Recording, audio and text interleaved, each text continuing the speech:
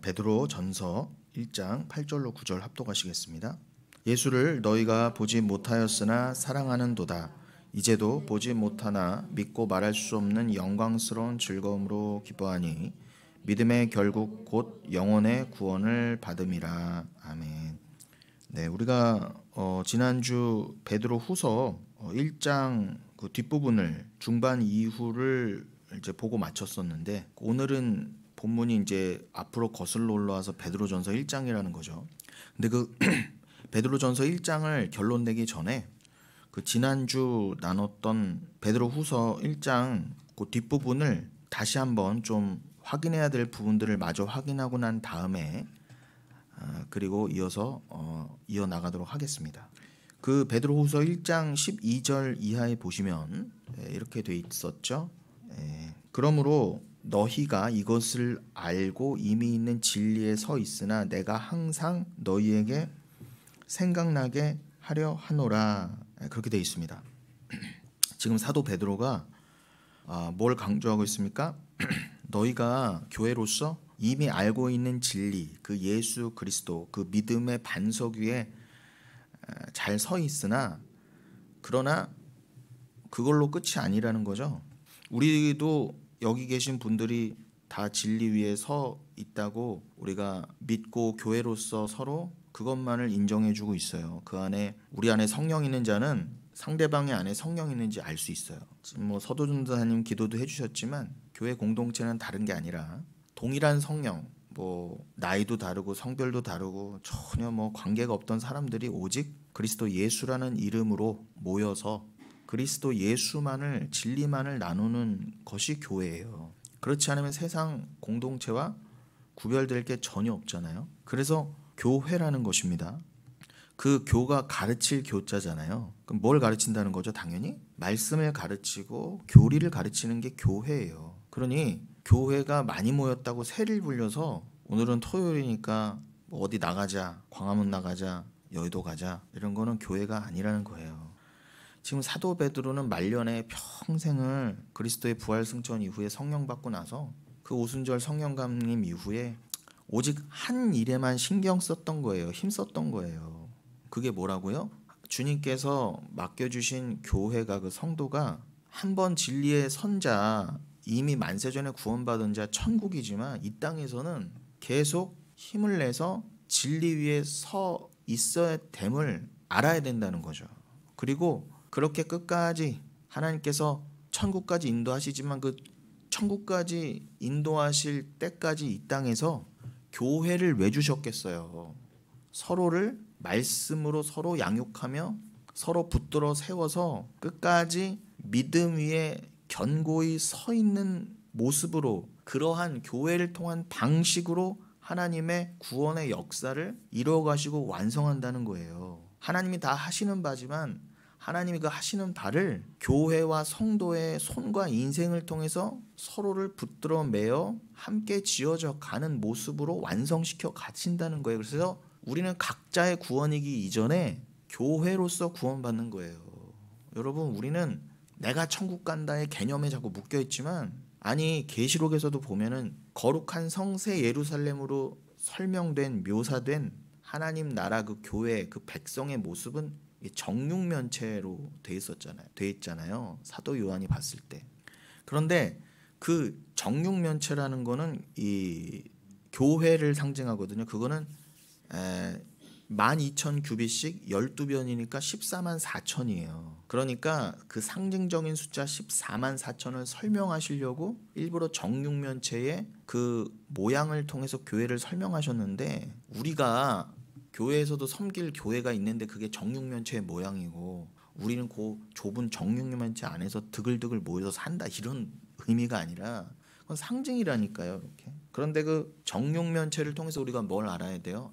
우리는 교회로 하나구나. 그 14만 4천을 설명하는 바 우리는 12,000의 10이니까 12의 10이잖아요. 교회를 설명하시려고 우리에게 14만 4천으로 된 정육면체를 보여주셨구나. 그럼 우리는 하나로 돼 있어서 각자지만 교회 하나로, 그게 만세 전부터 그 교회의 모습으로 있다는 거예요. 그리스도의 신부의 모습으로. 분명히 사도 요한한테 그러시잖아요. 내가 하늘에서 내려오는 그리스도의 신부를 보여줄게 하는데 그 정육면체가 내려온단 말입니다. 그 말은 뭐예요? 신부가 정육면체라는 건 신부가 교회라는 뜻이고 그 정육면체가 상징하는 바가 뭐라고요? 12의 12 아들의 아들 그 24로 설명된 교회. 근데 그게 만세전에 이미 있었다는 거예요. 그리고 사도 요한이 본 거잖아요. 그리고 나도 저기 안에 이미 있는 존재구나. 그런 것처럼 여러분은 그 안에 다 있어요. 함께 있는 거예요. 그런데 영원히 함께 있으려면은 상상해 보세요. 지금요 우리가 아무리 교회라고 해도요 여기 있는 분들조차도 늘 영원히 함께 있다면 지옥이에요. 이 모습 그대로 있다고 한다면 상상도 하기 싫어요 저는요. 우리가 뭐 그렇게 서로 좋습니까 솔직히. 교회니까 그냥 그래 우리가 교회지, 우리를 함께 구원받았지, 우리 그리스도가 우리가 동일하게 있지, 이 마음으로 있는 거지. 솔직히 우리가 인간의 모습으로 있기 때문에 이 안에서조차도 서로의 연약함을 보고 서로 대해서 아쉬움과 또 오해가 많잖아요. 이 안에서조차. 그럼 그게 영혼은 뭐 시간으로 표현할 수도 없지만 그걸 영겁이라고 해보면 만약에 이 연약함 그대로 간다 그러면 이건 지옥이에요. 또 우리는 그걸 그냥 그런 이해 수준으로 가면은 이걸 공간으로밖에 이해를 못하니까, 아니 이미 시공간은 초월했는데 이걸 또 공간의 의미로 이해하실 거예요? 그럼 만약 공간의 이해로 이해하면 그건 진짜 지옥 중에 지옥이에요. 그건 감옥이에요. 감옥. 내가 너무 사랑하는 존재랑 같이 있어도 공간이라고 하면 이미 시간이 들어갔다는 개념인데 시간이 지나면 변하는 게 인간인데 죄인이어서 아무리 사랑하는 사람하고 그냥 죽고 못 사는 존재랑 있어도 영원의 시간을 지나다 보면 그 지옥이 될 텐데 그건 있을 수 없는 일이잖아요. 오히려 영원의 시간을 지나도 더 사랑이 짙어지고 이미 완벽하지만 더 완벽해지는 그게 천국이고 그거 자체가 교회인데, 그러니 이걸 단순히 어떻게 그냥 이 땅에서의 개념으로 시공간으로 이해를 하고 그저 우리가 조금 변화된 모습으로 가겠구나 어떻게 그렇게 이해를 합니까? 여기서 죄를 완전히 벗고 새로운 존재로 해서 들어가는 거예요. 심지어 여러분 이름도 삭제된 죄잖아요. 예수의 이름을 갖게 되면은 이름이 다 하나인데 어떻게 하나가 안 돼요? 이름까지도 하나인데. 그러니까 그런 걱정은 애시당초 안 하시되, 다시 말씀드리지만 거기는 완벽하지만 이 땅의 교회는 우리 영은교회를 포함해서 그때 사도 베드로가 사역했던 교회, 그리고 이 편지를 써서 열람시키는 그 당시 그 잘난 초대교회라 하는 곳도 문제가 너무 많았어요. 간판을 세워놓으면 뭐합니까? 예배 중이라고. 저렇게 개무시를 당하는데.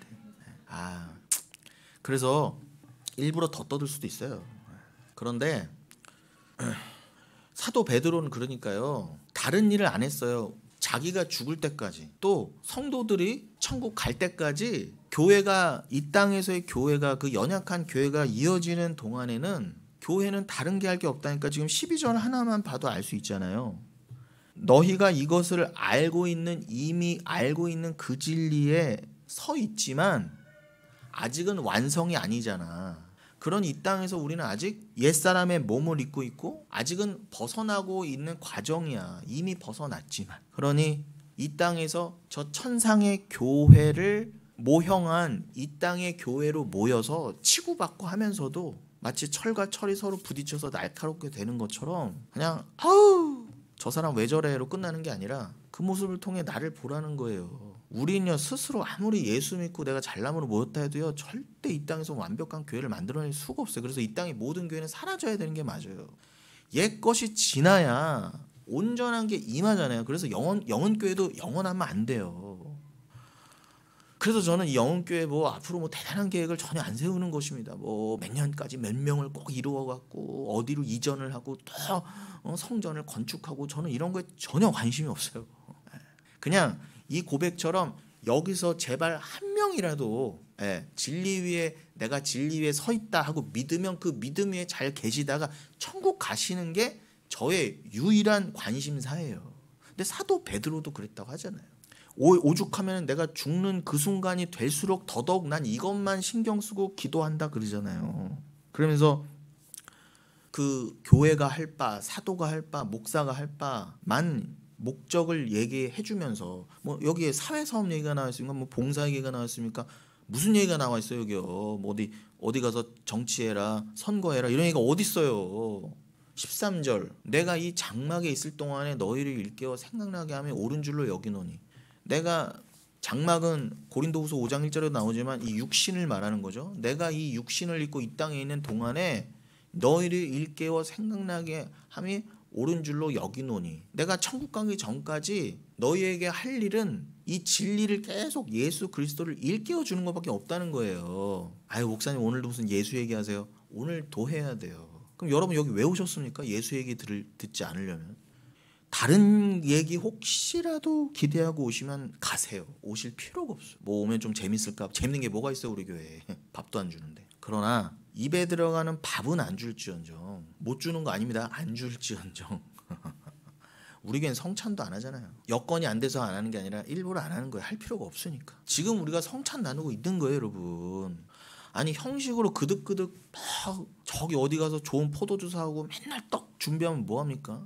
진짜 나눠야 될 말씀과 포도주를 나누지 못하면 그건 오히려 죄악만 쌓을 뿐이에요. 백날 봉사하고도. 그러니 14절 이는 우리 주 예수 그리스도께서 내게 지시하신 것 같이 나도 나의 장막을 벗어날 것이 임박한 줄을 알미라. 지금 곧 죽을 걸 아는 거예요. 그래서 더더욱 간절함으로 마치 유언을 남기듯 지금 이 말을 하는 거예요. 교회야 정신 차리고 교회가 할 바만 해라. 목사들아 할 바만 해라. 내가 15절 내가 힘써 너희로 하여금 내가 떠난 후에라도 어느 때나 이런 것을 생각나게 하려 하노라. 더더욱 편지로까지 왜 남겼다고요? 내가 죽고 난 다음에 유지 같은 거죠. 내가 죽으면 이 교회를 누구에게 넘기고 저 땅은 어떻게 팔아서 누구한테 이런 거 없어요. 그냥 지금 12절부터 14절 나눈 그 내용만으로도 그죠? 좀 더 앞으로 가면 베드로후서 1장 그 1절부터 14절까지의 그 내용을 한마디로 복음이죠. 그 예수만을 너희도 죽는 그날까지 예수만 생각나게 하려 하노라. 나의 목적은 그거밖에 없다. 베드로 후서를 쓴 목적도 성경을 쓴 목적도 그거밖에 없다고 합니다. 이렇게 명명백백이 나와 있지 않습니까? 그러면서 16절에는 뭐라고 그래요? 우리 주 예수 그리스도의 능력과 강림하심을 너희에게 알게 한 것이 교묘히 만든 이야기를 따른 것이 아니요 우리는 그의 크신 위엄을 친히 본 자라.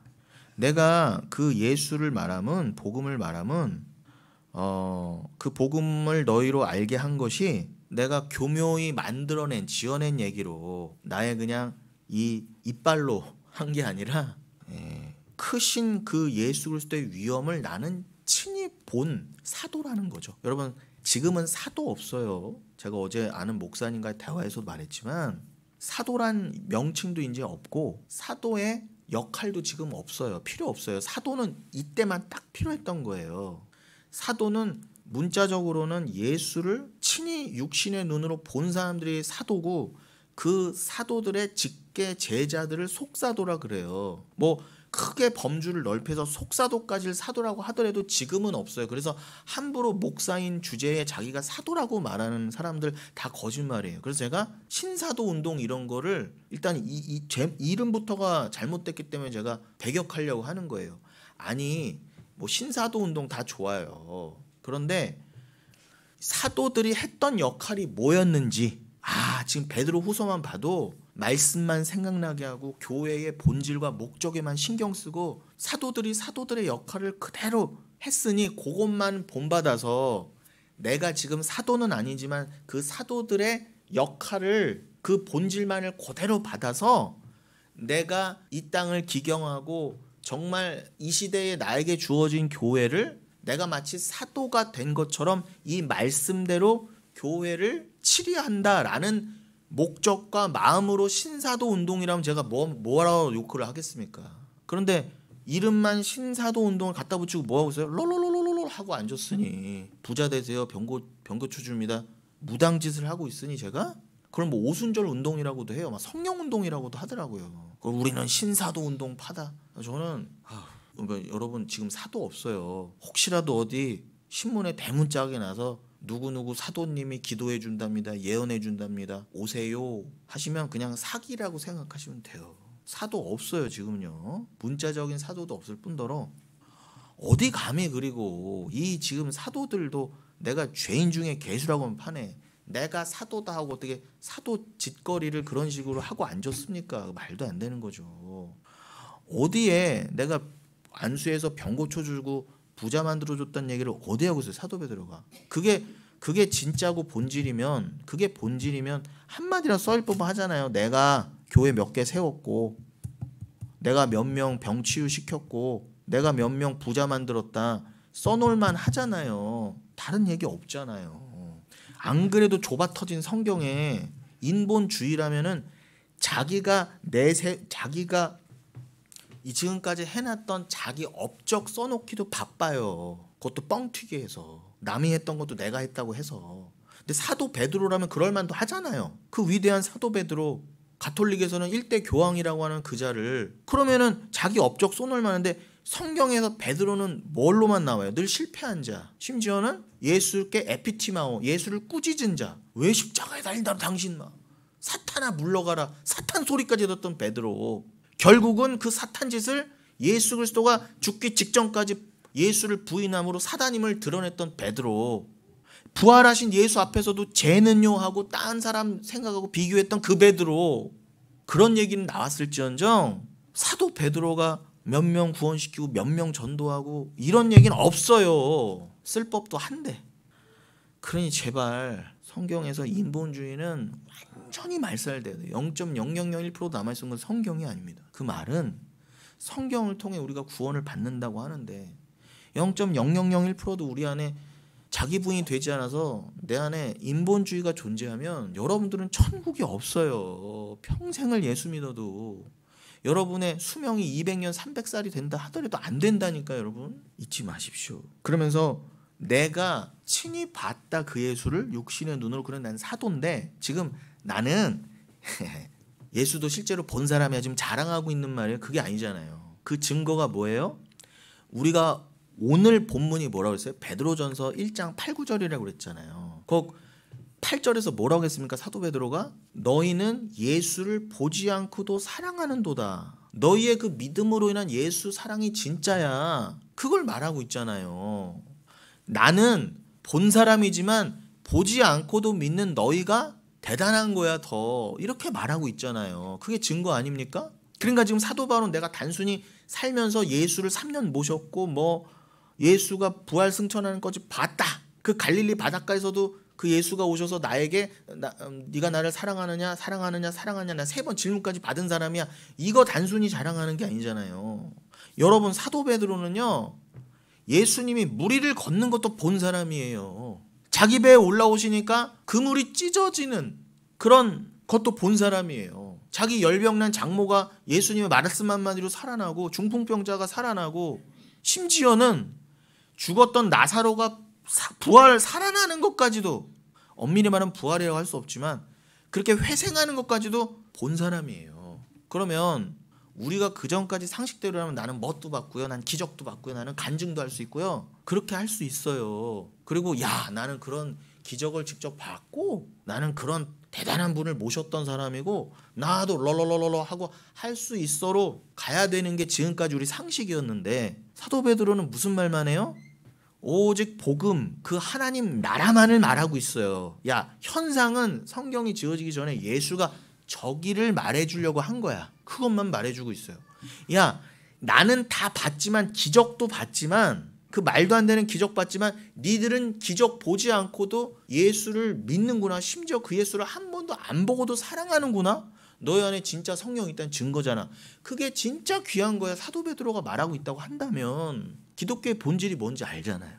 분명히 사도 베드로와 요한이 사도행전 3장에 보면은 시간에 맞춰 기도하기 위해서 올라가다가 성전 미문에 앉아있는 그 솔로몬 행각의 미문에 앉아있는, 솔로몬 행각 쪽이 아니죠, 왕의 행각 쪽에 미문에 앉아있는 안진뱅이를 봅니다. 나에게 은과 금은 없거니와 나에게는 예수가 있어. 그 이름으로 일어나. 그럼 병 고쳤네요. 안진뱅이도 일어나네요. 예수 믿으면. 그렇게 다 넘어지게 돼 있어요. 성경은 모순처럼 보여요. 늘 넘어지라고 해놓은 거예요. 일부러. 넘어질 인간은 실컷 넘어져라. 예수 믿으면 안진뱅이 일어나잖아요 목사님. 근데 왜 그래요? 그럼 뭐예요 그럼? 성령이 없으니까 성경을 일관되게 구속사적으로 못 봐서 그러는 거예요. 분명히 말씀드렸죠. 그때는 아직 성경이 완성되기 전이에요. 그리고 본질이 뭐예요? 그 사람은 돈을 구했단 말이에요. 돈이 문제가 아니다. 너의 병 고침은 곧 영혼의 구원을 뜻해. 여러분, 지금까지도 그게 일관돼야 된다고 하면 오늘날은 왜 안진뱅이들이 있는 거예요? 예수 믿는 사람 중에? 신체적 안진뱅이만 있습니까? 여러분, 사업 망한 사람, 깨진 사람, 가정에 문제 있는 사람, 그것도 안진뱅이 된 거 아니에요? 그럼 여러분들 예수 믿으면 집 나갔던 개도 들어와야 되는데 나는 기도 안 해서 그런가? 나는 뭐가 부족한가? 난 아직 죄가 남아있나? 왜 나는, 아니 분명히 안진뱅이도 일어난다고 그랬는데 나는 왜 이 내 작은 문제조차도 해결이 안 되는 거야? 그렇게 따질 것 같으면은 그렇게 전하는 목사들한테 100명 안진뱅이 갖다 놓고 다 이렇게 세우라고 하세요. 어쩌다가 우연히 100만 명 중에 하나 일어난 거 보고 그 목사가 능력에서 이렇게 세웠다 이따위 말 하지 말고. 그게 본질이 아니잖아요. 사도 베드로는 야 내가 능력 받아서 성령으로 안진뱅이도 이렇게 세웠난 그런 사람이다 자랑하려고 그런 거예요? 사도 베드로, 사도 바울 다 뭐예요? 사람들이 그걸 그런 줄 알고 꽃 따라주고 막 우리 목사님 하면 도망갔던 자들이에요. 옷을 찢으면서 왜 이러냐고. 그거 본질이 아니야. 니들은 보지 않고도 예수를 보지 않고도 믿는 믿음을 갖게 될 거야. 그걸 설명해 주는 거야. 그 믿음을 가지면 안진뱅이는 영적으로 완벽한 불가능을 상징하잖아요. 그 요한복음 5장에 38년 된 병자처럼 전혀 움직일 수 없는 그 불가능함, 아무리 그 앞에 연못이 있어도 못 들어가는 자 스스로 절대 구원할 수 없는 우린 다 안진뱅이였단 말입니다. 그런데 천국에는 문자적으로도 안진뱅이가 없는 곳, 단순히 근데 병 고침 받아서 거기에는 다 건강해 이런 정도를 넘어서 예수는 그 천국의 주인이시야. 그러니까 너희들의 영혼의 구원, 그 육신의 치유는 물론이고 영혼의 구원을 주관하는 그 예수임을 알려주시러 오셨는데 그때는 아직 성경이 완성되기 전에 교회가 나타나기 전이니까 예수가 뭔가로 설명을 해주셔야 되겠단 말입니다. 아직 십자가에 달리시기 전까지는. 십자가에 달리셔야 비로소 요한복음 보면은 성령이 나오게 됐다 그러잖아요. 하나님과 예수로부터. 그 전까지는 뭔가를 보고 설명을 받았어야 했어요. 고린도전서 14장에 그때는 아직도 진짜로 신령한 방언이 있었던 것처럼. 그런데 이 성경이 완성된 후에는 이 예언이 진짜다 그러잖아요. 심지어 오늘 이제 베드로후서 1장 마지막 부분을 보려면 너희들의 마음의 샛별이 예수가 말씀이 다 차오르기까지 완벽히, 즉 성경이 완성되기까지, 그때까지 성경 구약을 함부로 해석하고 예언하고 하지 마. 롤롤롤롤 하고 이렇게 세웠으니까 그냥 예수 믿으면 병 고침 받는 거다. 그렇게 함부로 단정하고 해석하고 남에게 그런 거 주지 마. 그게 죄야. 함께 지옥 갈. 성령을 가진 자는 현상에 매이지 않고 그것과 상관없이 진짜 자유함, 진짜 그 안진뱅이에서 안진뱅이가 일어난 것 같은 걸 보면서 직관적으로 그림 언어로 배우게 되잖아요. 자유함이 뭔지. 천국은 그런 곳이구나. 내가 죄에서 완전히 해방되는 곳이구나. 그 천국은 은과 금으로 가는 게 아니구나. 나의 소유와 상관이 없구나. 진짜 중요한 건 예수의 이름이구나. 그게 내 이름이 돼야 되구나. 그의 사랑과 하나가 돼야 되는구나. 예수가 누가복음 4장에 보면은 우리 지난 시간 봤잖아요. 회당에 들어가셔서 이사야 말씀을 펴고 62장을 읽으셨대잖아요. 내가 가난한 자에게 복음을, 묶여있는 자에게 자유를 오러온 그 자다. 야, 내가 메시아란 거잖아요.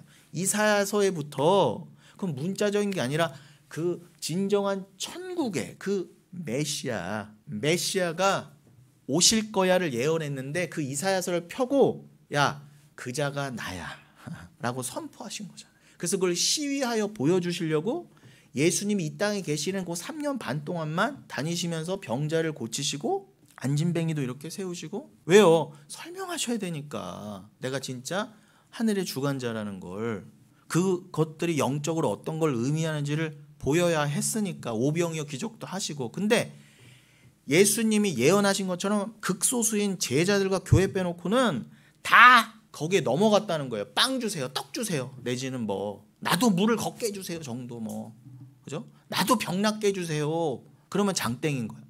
그거 원하고 왔으니까 예수님이 나 그런 거 단순히 해주러 온 사람이 아니야, 물러가 했더니 침 뱉고 다 물러갔대잖아요. 그런 메시아 필요 없다고. 근데 예수님은 쪽수에 아무 관심이 없으셨어요. 저 인간은 원래 말씀을 못 깨닫고 도망갈 인간이었어를 아셨기 때문에 미련을 안 두신 걸 가지고 여러분 그렇게 매정하시면 안 돼요. 하나님이. 교회가 매정하면 안 돼요. 그러시면 안 돼요. 최선을 다해서 말씀을 전하죠. 그러나 성령 받기로 작정된 자는 정해져 있다니까 여러분. 그건 우리 뜻이 아니에요. 여러분 지금 트럼프가 거의 메시아급의 일을 하고 있어요. 트럼프를 어떻게 못해요. 트럼프가 정의가 됐어. 이전에 푸틴 저 나쁜 놈, 이제 나쁜 놈 아니야. 우린 지금까지 푸틴 나쁜 놈이라고 욕해왔잖아요. 그리고 미국이 혼내줄 거야. 이제 어떻게 했어요? 미국하고 러시아하고 이제 북한까지 붙으려고 하는 상황이 돼버렸어요. 그럼 여러분 트럼프를 빨갱이라고 욕하실 거예요? 제가 보기엔 빨갱인데 우리 논리라면? 여러분 이제는요 그냥 돈과 힘이 정의예요. 근데 이스라엘 편에서는 트럼프가 너무 좋을 거예요. 왜요? 싹 쓸어줄 거거든요. 가자지구 싹 쓸어주고 예루살렘에 깃발 꽂아줄 거거든. 모든 힘과 권력이 있어요. 지금 트럼프에게. 아무도 대항을 못해. 유대인들은 그런 메시아를 원했던 거예요. 여러분. 다윗같이 막강한 권력의 군사력을 경제력을 가지고 마음껏 휘둘리면서 유대 민족주의를 해서 유대인 최고. 지금 트럼프가 하는 게 그거잖아. 백인 최고. 그것도 금발에 백인 파란 눈만 인정해요. 트럼프는. 지금 뭐 아시아계 흑인 다 무시하잖아요. 히스패닉은 당연하고. 그 민족적 우월주의가 있어서 그래요. 앵글로 섹슨족의 그리고 세계 패권. 내가 다 먹을 거야. 내가 왕이야. 겉은 대통령이지 내가 왕이라는 거예요. 그러니까 알아서 다 무릎 꿇으라는 거예요. 근데 여기선 여러분 개기면 안 돼요. 트럼프한테 지금요. 여기서는 어쩔 수 없이 거기에 굴복해야 된다고요. 왜요? 하나님 허락하셨으니까. 이 땅에서는 저런 인간이 왕이라고. 무자비예요. 돈 없으면 그냥 없어져요. 나라 자체가 없어져요. 여러분 이제 각자 도생하고 핵폭탄 가져야 돼요. 하나씩 다. 이제 원칙을 다 무너뜨렸어. 뭐 도와준다? 무조건 뭐 보호해준다? 안보 동맹 이런 거 없어요. 돈 없으면 그냥 나라도 팔아야 돼요. 그런 여러분 이 땅에서는 돈 없고 힘없는 정의는 정의가 아니에요. 정의를 외출 수도 없어. 무전유죄예요. 그냥 돈 없는 게 죄예요. 근데 하나님이 그걸 허락하셨어요. 인정하기 싫어도 인정하세요. 그래야 애기들아 이 땅은 불공평해. 절대 노려먹한 만큼 되지 않아. 그렇다고 여러분도 사기치고 막 나가는 게 아니에요. 그러한 세상을 보면서 여러분은 내가 곧 굶어 죽어도 나는 그 가치관으로 못 산다라고 가면 돼요. 세상에 휩쓸리지 말고. 그리고 뭘 깨달으라? 아 하나님 나라가 진짜 있어야 되는구나. 하나님 나라를 소망하게 되고.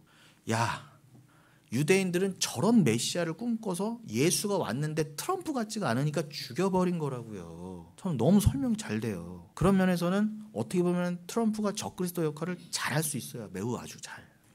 근데 광명한 천사의 모습이죠. 성경책에 손 얹고 기도. 대한민국의 모든 큰 교회 목사들이 다 가서 기도해주고 축복 기도해주고. 누굴 축복해 드렸다? 러시아랑 북한이랑 한패 되려고 하면 미국을 축복해 줬어. 너무 안타깝습니다. 근데 예수는요. 이사야서 53장에도 예언된 것처럼 절대 트럼프의 모습으로 오지 않는다 그랬단 말이에요. 근데 유대인들이 진짜 그렇게 온 예수를 보고 인정을 못한 거예요. 이 민족주의자들이. 저런 메시아를 리더로 세울 수 없어. 그러나 아까는 이사야서 62장을 말했지만 비슷한 내용이 동일한 맥락의 말씀이 이사야서 35장에도 나오잖아요. 뭐 곳곳에 나오지만 그 말씀 하나 침례 요한한테 세례 요한한테 보냈어요. 세례 요한조차도 진짜 당신이 메시아 맞아? 내가 아무리 선지자고 세례 요한이지만 아무리 봐도 그래도 트럼프의 100분의 1은 닮아야지. 이건 너무 아닌 것 같아. 그랬더니 묶인 자를 자유하게 그런 비슷한 내용을 또 보내요. 그게 이사야서 35장이에요. 맹인을 눈뜨게 해주고. 그걸 문자적으로 읽으면 세례 요한은 지금 감옥에서 얼른 튀어나와야 돼요. 예수님이 와서 문 탁 열어주거나 막 인맥 동원해갖고 트럼프처럼 해서 열어줘야 돼요. 근데 그 말씀 하나 전해주고 죽어라 그랬더니 세례 요한은 아 예수님이 맞군요. 메시아가 맞군요. 그 자리에 죽었어요. 그건 자기 부인의 상징이잖아요. 여러분 이 땅에서 장렬히 그냥 이 땅과 동화되지 않고 그냥 말씀 안에서 죽을 각오와 작정을 하세요. 여러분.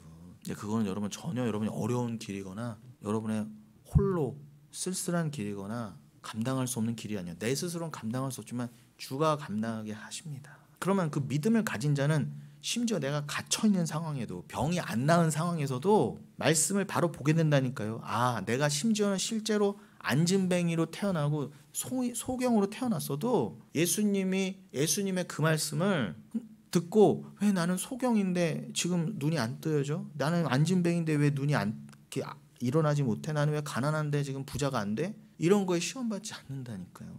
예수 그리스도의 그 말씀은 오늘 우리의 설교의 본문인 베드로전서 1장 9절처럼 믿음의 결국 곧 영혼의 구원을 말씀하시는 거구나. 지금은 이제 성경이 완성되고 성령이 오셨으니까 성령을 받은 것 자체가 기적이란 말이에요. 여러분 성령하고 바꾸실 거예요? 혹시라도 내가 아직 가난하고 암이 걸렸고 눈이 멀었고 안진뱅이어서 혹시 성령 내주면 그거 주실 거면 나 성령 내줄게요 할 인간은 없어요. 진짜 성령 받은 인간이라면. 그게 하나님의 권능이라는 게 믿음의 권능. 그걸 위해서라도 너는 그 자리에 있어라요. 그게 중요한 게 아니야. 괜찮아. 아유 하나님 억울해요 해도 천국 들어가면서 억울해할 인간 없어요. 그러니까 저는 진리만 말하잖아요. 목사님이 뭐 안진뱅이 대봤어 이런 말 하지 마세요 저한테. 제가 여러분들 다 사정 모르죠. 알 필요도 없고. 그러나 여러분이 어떤 어려움에 지금 있다 하더라도 심지어 여러분이 가장 세상에서 가난하고 여러분 모든 가족이 암이 걸려있고 여러분 가족 중에 누가 맹인이고 여러분 자체가 안진뱅이라 할지라도 말씀이 그 위에요. 덮고도 남습니다. 예수의 이름은 단순히 내 생활의 문제 지금의 환경을 개선하기 위한 게 아니에요. 그럴 거면 오지 마세요. 말씀을 함께 나눌 자격조차가 없어요. 그런 성령을 받은 자가 아니니까. 목사님이 그 상황 당해보세요. 저도 두려워요. 그러나 당해도 나는 무서울지언정 내 안에 주 예수 그리스도는 나를 끝까지 흔들리지 않게 하실 그건 믿어요 제가. 그러니까 제가 담대하게 말씀드린 거예요. 그러니까 저도 담대하게 전하잖아요. 현상을 위한 게 아닙니다. 그 예수가 전한 말씀 그리고 사도들까지도 버렸던 그 기적은 천국을 설명하기 위함이지 이 땅에 잘난 여러분, 이 땅 여러분 소원을 위한 게 아닙니다. 그러니까 2단 3단 소리 듣는 거예요. 왜요? 분명히 아니라 그랬는데 이후에 모든 교회가 그 길로 갔거든요. 반대의 길로. 그러니 성경의 권위를 다 넘어서는 거예요. 우리 목사님이, 우리 원로 목사님이 그렇게 얘기 안 했는데요. 이렇게 되는 거예요. 저는 직접 들었어요. 옛날 교회 큰 교회 중앙에서 전도사 때 제가 요한계시록을 전체로 가르쳤거든요. 나는 정말 밤을 새서 원고를 짜고 강의문을 만들어서 최대한 건조하게 객관적으로 전했다고 하는데 쪼로록 오더라고요. 교회 몇십 년 다닌 권사가 오더니 목사님 우리 원로 목사님의 30년 전 강의와 다른데요 그러더라고요. 나가세요 그랬어요. 그냥 다른데 왜 목사님은 이렇게 말씀하세요 궁금해요가 아니라 따지러 왔으니까 제가 나가세요 그랬어요. 따지러 갔고요. 여러분 자, 요 상황에서 이제 사도 베드로가 요 상황에서 17절에 보면 내가 그 예수를 친히 봤다 그러면서 어떤 상황을 얘기해줘요? 마태복음 17장 같은 변화산 사건 내지는 복음서들 초반에 있는 예수님이 그죠? 그 세례받고 올라오실 때 들렸던 하늘의 음성 이거를 나도 친히 듣고 봤다라는 걸 증거로 되잖아요. 특별히 사도 베드로는 말씀드린 것처럼 변화산에서 예수가 그 천국에 영원히 계셨었고 지금도 계시고 앞으로도 계실 그 모습으로 영화로운 모습으로 변화된 거기 옆에 모세와 엘리야가 수종드는 걸 보고 여기가 조사오니 초막 새슬지고 어쩌고 했던 그 상황을 말해요. 17절 볼까요? 지극히 큰 영광 중에서 이러한 소리가 그에게 나기를 이는 내 사랑하는 아들이요 내 기뻐하는 자라 하실 때에 그가 하나님 아버지께 존귀와 영광을 받으셨느니라 이렇게 돼 있죠. 이게 말씀드린 대로 그 상황인 거예요. 안 보여. 3장 17절. 하늘로부터 소리가 있어 말씀하시되 이는 내 사랑하는 아들이요 내 기뻐하는 자라 하시니라. 여기 나오죠. 이 세례 받으실 때 하늘에서 들려온 그 목소리예요. 그리고 이 동일한 소리를 사도 베드로가 변화산에서 듣습니다. 그런데 이 말씀은 전에도 한번 말씀드렸지만 시편 2편에서 이미 기록되고 예언된 바예요. 시편 2편 6절로 9절 열어주세요.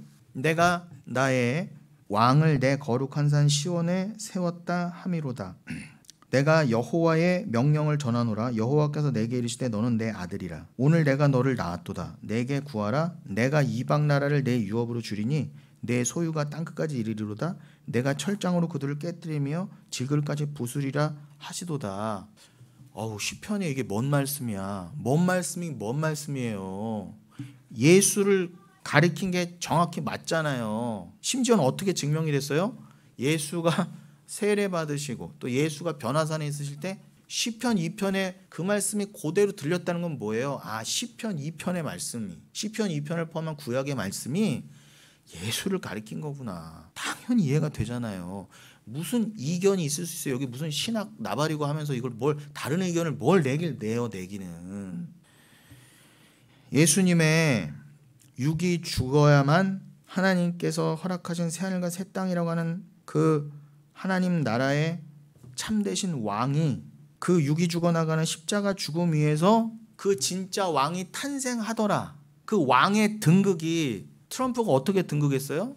모든 사람이 보는 앞에서 박수와 갈채와 거만함과 이제 니들 다 죽었어 그러고 하는 왕의 모습이 세상 왕의 등극 모습이라면, 예수는 어떻게 등극하셨다? 십자가에서 갈갈이 찢겨 죽으심으로 왕으로 등극하셨단 말이에요. 세상과 완전히 반대잖아요.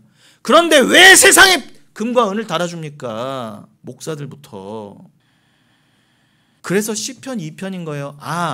예수는 죽으러 오셨고 그 죽음과 희생으로 우리에게 말도 안 되는, 우리 구더기 버러지만도 못한 우리의 피를 뿌리시는 그 모습으로 육이 완전히 죽어 자기 부인의 화신이 되어서 그렇게 십자가에서 왕이 되심이 증명됐구나.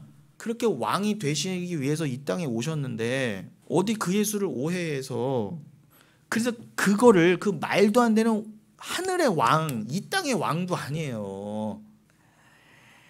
진짜 미국이라고 나라가 아무리 천조국이어도 감히 하나님의 그 진짜 왕의 발치에나 가겠습니까? 그런데 그 위대하신 왕의 등극 모습을 시편 2편에서 말하길 뭐라고요?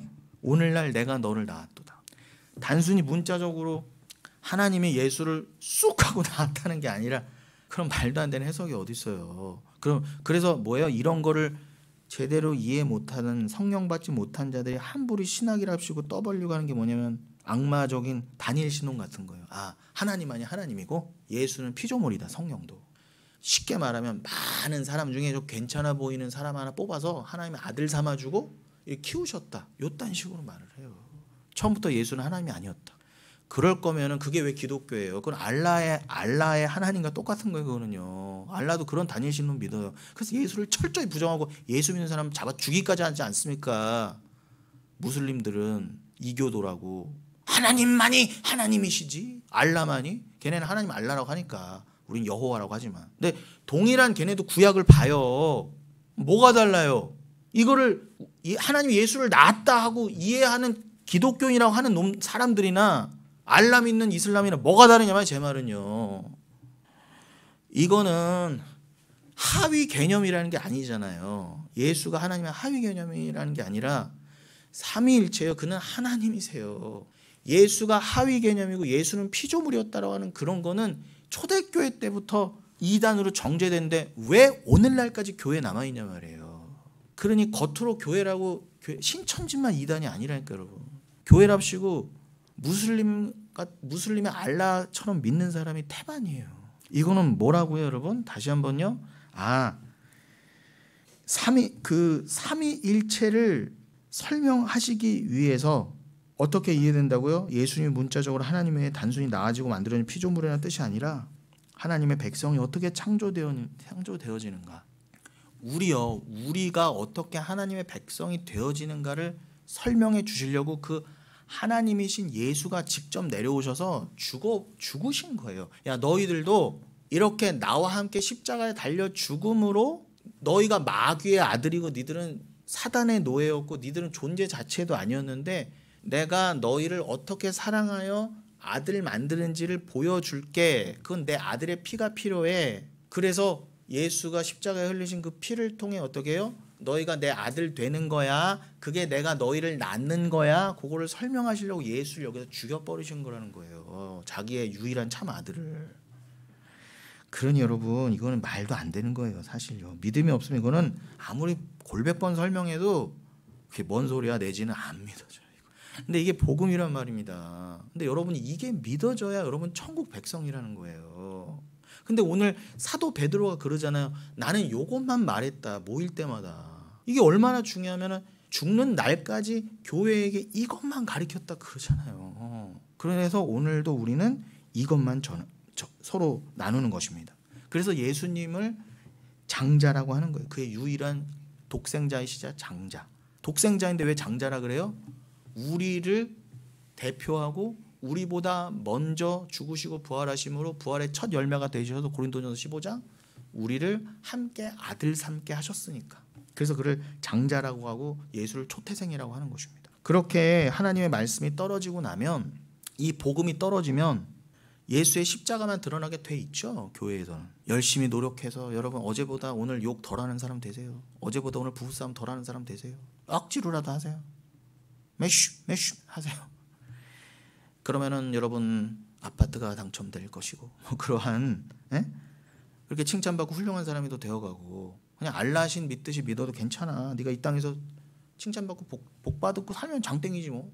그렇게 넘어갈 사람이면 여러분 다 도망가게 돼 있어요. 그 예수가 그 복을 안 빌어주면. 그래서 트럼프나 권력자 옆에 기생충처럼 다 붙어 있는 거예요. 그거 다 빨아먹고 떡고물 받아먹으려고. 예수한테도 그렇게 붙어 먹으려고 있다가 예수 이름 팔아가면서 붙어 먹으려 하던데 예수가 주는 게 그런 게 아닌 거예요. 세상 왕들이 주는 게. 그러니까 다 도망가게 돼 있어요. 왜 내 기도에 응답 안 해주셔 이러면서. 왜 나는 부자가 안 되는 거야. 난 왜 병이 안 낫는 거야 이러면서요. 필요 없다는 것입니다. 그렇게 갈 사람이면은 작은 문제에도 떠나가게 돼 있어요. 그럼에도 이 인간 중심적인 종교로 기독교를 만들어서 오늘날 교회로 아무리 모여도 그 속에는 하나님의 그 십자가에서의 아들을 낳으심이 설명되지 않아요. 그런 사람들을 성경에서는 뭐라고 했다고요? 죽기 위해 만들어진 짐승이라고 했단 말입니다. 제가 이 말씀을 보면서 생각난 구절이 전도서, 제가 자막으로는 안 남겼는데 전도서 9장에 보시면 이런 말씀이 있어요. 전도서 9장 3절로 5절에 이런 말씀이 있습니다. 모든 사람의 결국은 일반이라 이것은 해 아래에서 행해지는 모든 일 중에 악한 것이니 곧 인생의 마음에는 악이 가득하여 그들의 평생에 미친 마음을 품고 있다가 후에는 죽은 자들에게로 돌아가는 것이라. 이렇게 되어 있습니다. 이게 다 모든 사람의 공통점이라는 거예요. 여러분을 포함해서 해 아래에 태어난 모든 기식하는 숨을 갖고 엄마 배에서 태어난 자들은 한 사람도 예외 없이, 그가 대통령이라 트럼프라 누구랑 상관없이 뭐라고 정의를 하세요? 하나님이 다 악하다. 그들이 행하는 모든 건 악하다. 그가 아무리 노벨상을 받고 위대한 사람이 할지라도 해 아래에서 행해지는 모든 것은 악하다. 곧 인생의 마음에는 악이 가득하기 때문에 그렇다. 결국 자기 마음에 악을 위해서 사니까 어떤 근사해 보이는 행위도 다 악이라고 판정을 내리시잖아요. 솔직히 우리는요, 말하는 거, 생각하는 거 모든 게 다 죄예요. 여러분 죄송하지만 아무리 여러분이 선한 뜻을 갖는다 할지라도. 그러면서 뭐라고 합니까? 그것을 한마디로 뭐라고 표현하세요? 마음에 미친 마음을 품었다 그래요. 그래서 니들은 원래 내가 구원해 주지 않으면 그 미친 마음이 뭐라고 그래요? 나는 착한 사람이야. 나만큼만 살아. 난 법 없이도 살 사람이야. 난 이렇게 인류 공영에 이렇게 공헌을 하고 나는 광화문 나가서 이렇게 태극기 흔들면서 기도도 하고 했지만 나라를 위해서 목숨까지 바쳤다 할지라도 죄송하지만 악이라는 거예요. 악이 가득다. 다 악한 것이다. 왜요? 그 마음이 다 미쳐있기 때문에. 그러니까 미친 마음을 해결하지 않으면 안 돼요. 근데 다 대부분 어떻게 해요? 내가 미친 줄 모르고 사는 거예요. 그냥 세상에 미치고 나 우상숭배 노릇에 미치고 나를 위해 사는 게 너무 당연했는데 이게 미친 마음이었던 거 원래요. 그럼 내가 그거를 회개시켜서 돌이키지 않았으면 니들은 다 그냥 둘째 사망으로 죽은 자들의 그 지옥으로 들어가는 거였어. 가 우리의 운명이었단 말이에요 원래. 근데 4절에 뭐라고요? 모든 산자들 중에 들어있는 자에게는 누구나 소망이 있으면 산개가 죽은 사자보다 낫기 때문이라. 그런데 소망 하나를 던져주세요. 그걸 뭘로 표현하세요? 산개가 죽은 사자보다 낫다 그러세요. 이게 수로 보니까 연 얘기예요. 전 개만도 못해요. 아니 개 정도가 아니라는 개만도 못해요. 한 자가 죽은 사자보다 낫다는 거예요. 죽은 사자가 뭘 표현해요? 앞절만 봐도 알잖아요. 죽은 자들에게 들어간 죽은 사자. 어떻게 이 세상에서 내가 왕이다. 예수만이 사자고 예수만이 왕인데 내가 왕이야. 트럼프만 왕입니까? 다 왕이었어요. 우린요. 내가 왕이야. 내가 이 세상의 중심이야. 이 세상은 나를 중심으로 움직여야 돼. 모든 건 나를 위한 거야. 하나님도 나를 위한 존재고 태양도 나를 위한 거야. 말씀도 나를 위한 거야. 그게 죽은 사자 새끼였던 거예요. 유일한 사자는 예수뿐이고 그 예수는 그 진짜 유다 지파의 사자는 어디서 죽으셨다 그래요? 특별히 계시록에서 5장에서 일찍이 죽임당하신 어린 양인데 그는 사자라 그러잖아요. 유다 지파의 사자. 그는 사자이지만 어린 양의 모습으로 죽었다는 거예요. 왜요? 아까도 설명드린 것처럼 여러분을 낳으려고, 백성을, 개만도 못한 여러분들을 구원시키려고, 그냥 놔뒀으면 미친 마음을 품고 살다가 지옥 갈 여러분을 살리려고. 그러면서 5절에 뭐라고 기가 막힌 말씀하세요? 산자들은 죽은 줄을 알되. 이거 역설이에요. 이건 성령이 아니고 전혀 해석을 할 수 없어요. 산자는 뭐예요? 산개잖아요. 나는 개만도 못해요. 내가 개예요. 주님만 바라보였어도 난 개인데 내가 사자고 왕인 줄 알았는 착각했던 나. 근데 그걸 회개하고 깨달으면 그 자가 진짜 산자예요. 겉으로는 개같이 보일지언정. 그런데 성령을 받은 자가 산자잖아요. 나는 개구나. 나는 죄인인 중에 괴수구나. 심지어 그는 내 죄 때문에 죽을 줄을 아는 거예요. 그래서 예수를 믿을 수밖에 없어요. 그러나 죽은 사자 같은 죽은 자들, 만세전에 지옥 가기로 작정된 자들은 아무리 이 땅에서 왕같이 살았어도 아무것도 모른대잖아요. 아무리 천재고 노벨상 받고 대통령을 해도 그는 무식한 놈 중에 무식하다는 거예요. 왜요? 천국을 모르고 예수를 모르니까. 그들이 다시는 상을 받지 못하는 것은 그들의 이름이 잊어버린 바 됨이니라. 이름까지 잊어버리신다잖아요. 상급, 상 이런 거 기대도 하지 말라는 거예요. 네가 뭐 했다고 여기서 행위로. 이름조차도 모르신다 그러잖아요. 그래서 마태복음 7장에 뭐라고요?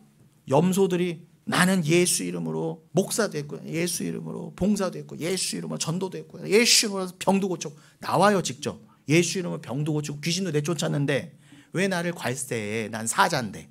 너는 죽은 사자야. 너는 죽은 자로 들어갈 자였어. 넌 염소였어. 이렇게 되는 거예요. 이게 과연 복음과 예수와 성령이 아니고는 어떻게 이해가 되겠습니까? 여러분, 제가 오늘 늘 그렇지만 오늘 더 안타까워서 그래요. 이거를 전할 수 있는 자가 있다는 거, 우리 영흥교회가 있다는 건 참 귀하지만 우린 사실 너무 외로워요. 이걸 어제 뭐 서준단 선생님 말씀하셨지만 아무리 성경을 볼수록 맞다는 거예요. 이게 자기도. 그런데 어떻게 이 맞다고 해서 내가 이단 취급을 받아야 되지 하고 안타까워하시더라고요. 오늘날은 내가 개가 맞아요 라고 그냥 나는 죄인 중에 괴수고 난 예수의 피밖에 없네요. 성경은 네가 죄인이니까 예수 믿어지 너 이거 행해서 하나님 앞에 근사하게 되라가 아닌 거를 분명히 모든 성경이 한 말씀만 하고 있는데 어떻게? 겉으로 교회인 자는 너무 많은데 100이면 100 다 반대로 읽냐 말이에요. 그럼 미쳐버릴 것 같아요. 내가 잘못 읽는 건가? 나는 아무리 봐도 예수로밖에 안 읽히는데 그러면 정통이 이단 취급받는 건 당연해요. 당연한 것입니다. 여러분 슬퍼하지 마세요. 그래도 이렇게 우리 모여서 말씀을 서로 확인할 수 있잖아요. 그럼 영흥교회가 모여서 할 일은 이거밖에 없어요.